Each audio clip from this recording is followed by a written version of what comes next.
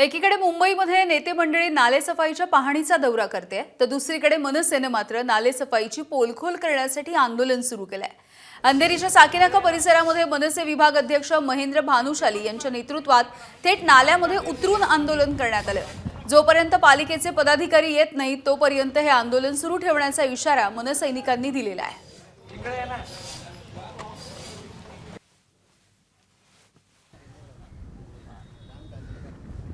सगळे मिळालेले आहेत, भ्रष्टाचार मोठा झालेला आहे नालेसफाईमध्ये, ह्याच्यात सत्ताधारी सगळे सामील आहेत। हे माझा आरोप आहे। जर तुम्ही खरे असले असतात तर आमच्या सोबत भिडले असते अधिकारी।